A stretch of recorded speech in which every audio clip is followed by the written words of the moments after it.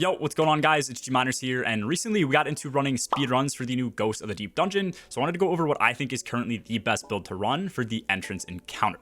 This build also just so happens to be a really strong build in a lot of other areas of the game as well, so you're going to see me taking this into a lot of underpower content in the video too. The build obviously revolves around Winter's Guile to deal some pretty insane melee damage, which is going to be paired with Incinerator Snap, which is great for ad clear and has pretty much a 100% chance to cause an ignition each time you use it. So not only will the base melee damage deal a ton of extra damage, but our ignitions are also getting scaled up in damage as well from the Winter's Guile buff. Plus, as you can see here, once you get the rotation down, your melee comes straight back, so you can do this infinitely on repeat.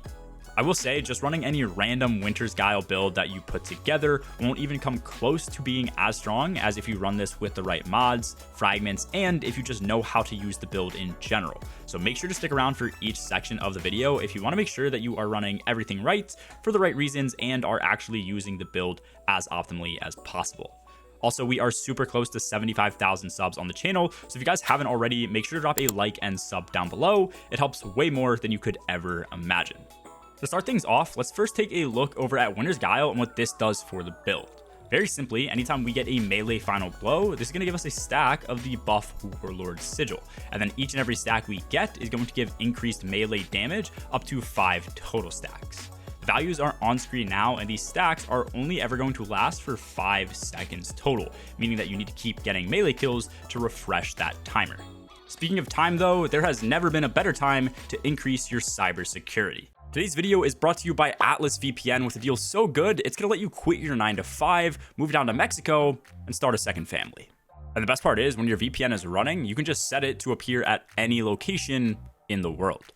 For 3 whole years, you can get yourself a full VPN on unlimited devices for just $183 each month, with a full 30-day money-back guarantee, so if you don't like it, just refund it. You also gain access to a ton of additional features like advertisement and malware protection, private searching where sites can't track your activity online, and even access to the best online shopping deals to save you money. So Atlas VPN will literally pay for itself.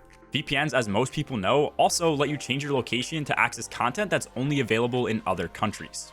Just with a single click of a button, you can change your location and immediately gain access to some of the most in-demand shows that might be unavailable in the US or your current country. On a serious note though, with how much gaming we do online, directly connected to others in a time where hacking is easier than ever, you definitely want to stay safe from every threat you can, and the easiest way to do that is through a VPN, keeping your personal information hidden and all your devices safe. So you only have to worry about people seeing your awful KD and not your real IP.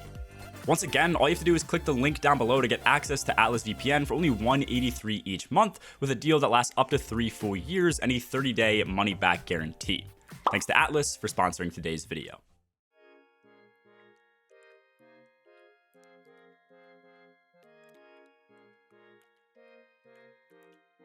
Getting into the meat of the build, I wanted to start off in the Solar subclass first. For your super, absolutely make sure in most PvE and endgame content you are running Well of Radiance. This is going to be doing 2 things for us.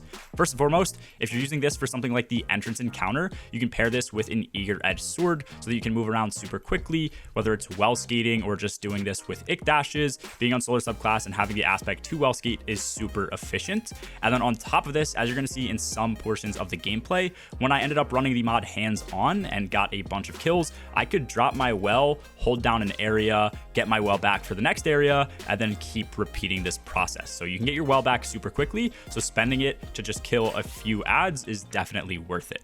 For your class ability, you're going to want to make sure you are running Phoenix Dive, which is going to pair really well with the build and the playstyle. With this, we can quickly get out of the air if we're floating above enemies and taking a lot of damage, while also instantly proccing Cure so that we can heal, along with synergizing with a bunch of mods that we're running on the build as well. Incinerator Snap is hands down the most important thing to run. It's the stronger of the 2 melee abilities and is going to be used to proc ignitions. I'll cover this in a lot more detail a bit later in the build. After testing this with other grenades, nothing really adds too much to the build in terms of damage because you're pretty much covered with your entire melee ability. So I like to run Healing Grenade as a secondary option when Phoenix Dive isn't available, so I can chuck this down and get quick healing. Icarus Dash is the first of our two main aspects, which is just really used for movement, and then more important than this is obviously going to be Heat Rises. Really, we're only using Heat Rises for the melee energy we get back when we're getting kills while airborne. This gives a very large portion depending on the tier of the enemy you kill, and obviously if you're getting multi-kills while airborne. Since we are constantly applying Scorch to enemies with all of our abilities, Ember of Singeing is going to give us our class ability, aka Phoenix Dive, back much quicker.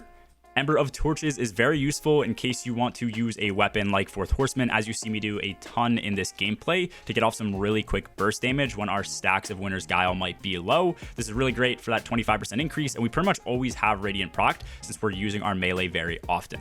Ember of Eruption is going to increase the AoE that we have when our ignitions detonate. You're going to see this come into effect a couple times in the gameplay here, where I might snap on one group of enemies, like the wizards, and then it's going to kill everything nearby because that AoE is so large that the ignition affects everything for pretty much max damage. And then obviously crucial to this build is going to be Ember of Ashes, because this increases the Scorch stacks we apply by 50%, making it much easier for us to proc an ignition from our Incinerator snap.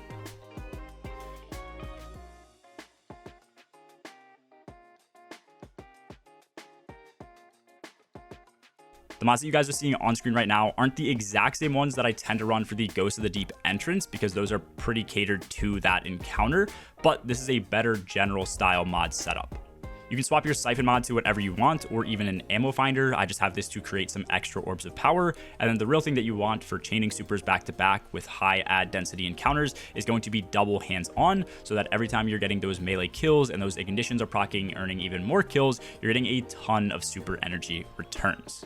Heavy-handed is a fantastic way to generate orbs of power as you're getting melee kills. Also do note, if you're going up against things with like solar shields, you can easily use shield break charge, which is in my opinion better, since you can get those armor charges immediately rather than actually having to pick up those orbs of power.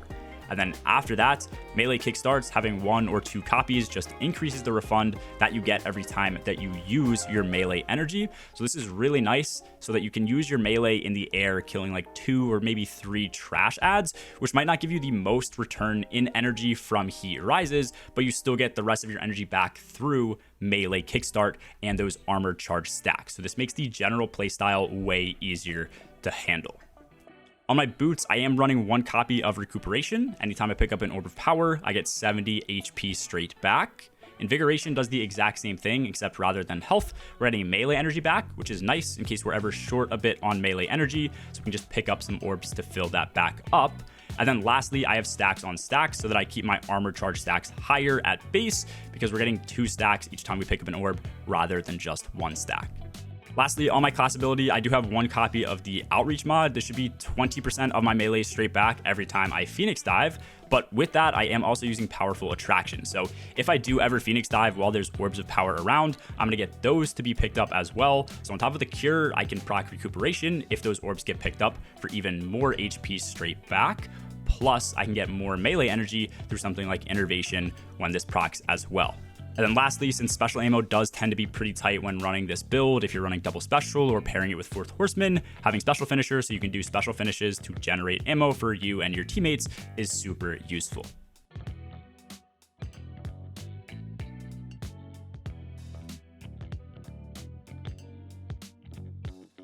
That is the full build setup we have with Winter's Guile, but to end the video off, I did want to go over some final tips and tricks for using the build, which are going to revolve around proccing your ignitions consistently, and then also the in-air gameplay for getting melee energy back.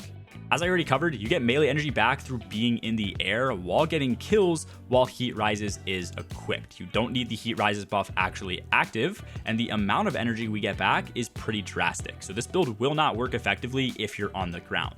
Even with the mods we have on, leaning towards double kickstart, it will never be enough to get your melee back, so you want to aim to always get kills while airborne. First things first, with a group of ads, chances are your melee will probably spread out too much and not kill anything if you use it normally. The projectiles don't do too much damage on their own, so if they spread out and hit different ads, they probably won't kill them, which means you want to go for ignitions.